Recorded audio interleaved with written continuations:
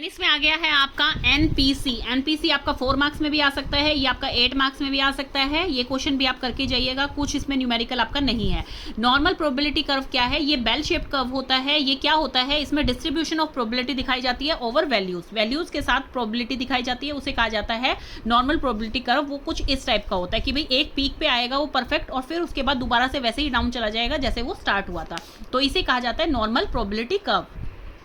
तो इसमें क्या हो रहा है, नॉर्मल डिस्ट्रीब्यूशन कैसे हो रहा है? इसमें बिल्कुल बेल शेप में हो रहा है कि भैया इस तरह से ऊपर गया, फिर इसका मीन आ गया यहाँ पर, देन उसके बाद ये फिर से नीचे चला गया है। तो ये कहलाता है आपका बेल शेप्ड कर्व। तो इसमें क्या है इसकी कैरेक्टरिस्टिक? सबसे पहले इसकी कैरेक्टरिस्टिक है, इसे रेफरेंस कर्व भी बोला जाता है। इसे रेफरेंस कर्व के नाम से भी क्वेश्चन आ सकता है और आपका एनपीसी के नेम से भी क्वेश्चन आ सकता है।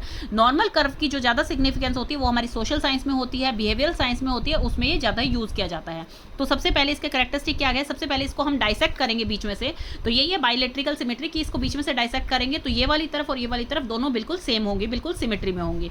जैसे कि ये लिखा हुआ है, जब डाइसेक्ट करेंगे तो इसको कंप्लीटली मैच करेगी left hand side right hand side से।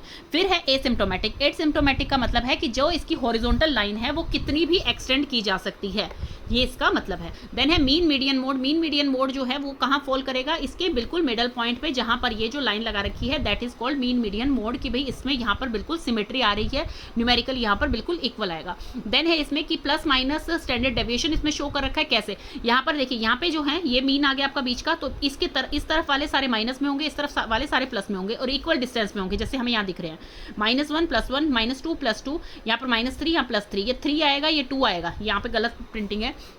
तो ये इस तरह से आएंगे। तो ये किस तरह से मूव करते हैं? आपने कनकेव कन्वेक्स मिरर पढ़ रखा है अपनी साइंस में, तो ये किस तरह से मूव कर रहे हैं? ये मूव कर रहे हैं, पहले कनकेव से कन्वेक्स की तरफ जा रहा है, फिर कन्वेक्स से कनकेव की तरफ मूव कर रहा है।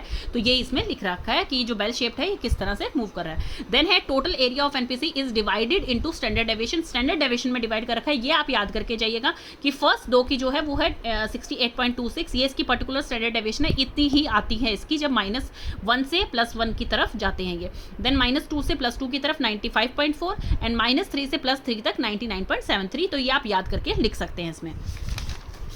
देन इसमें लिख रखा है कि ये यूनिमॉडल है। यूनिमॉडल का मतलब है कि इसमें एक पीक पॉइंट आएगा जो कि पर्टिकुलर फ्रीक्वेंसी पे उसका एक पीक पॉइंट आएगा, जिसे हम मीन मीडियन मोड भी कह सकते हैं, जो कि इसका सेंटर पॉइंट होता है। देन है height of curve symmetrically declines. ये बार बार इसी को रिपीट करेंगे। हाइट का मतलब यहाँ पे क्या है कि हाइट जो है वो सिमेट्रिकली डिक्लाइन होगी, मतलब जितनी यहाँ से हाइट बढ़ रही है उतनी ही यहाँ से घटेगी। ऐसा नहीं है कि एकदम से एक ग्राफ बनके और फिर बिल्कुल जो है लीनियर ग्राफ आ जाएगा, ऐसा नहीं है। जितनी यहाँ से बढ़ रही है उतनी ही घटेगी, मतलब कि सिमेट्री है इसकी जो है हाइट में भी। तो यही लिख रखा है, जो प्लस वाला है और माइनस वाला वो बिल्कुल इक्वल होंगे जब उनका डिस्टेंस हम देखेंगे मीन से डिस्टेंस देखेंगे लेफ्ट साइड में या राइट साइड में, वो बिल्कुल इक्वल होगा। तो ये आपका नॉर्मल प्रोबेबिलिटी कर्व है। Normal probability curve the standard deviation is 50% larger than the Q. Q यहाँ पे क्या है? यूनिट ऑफ मेजरमेंट है।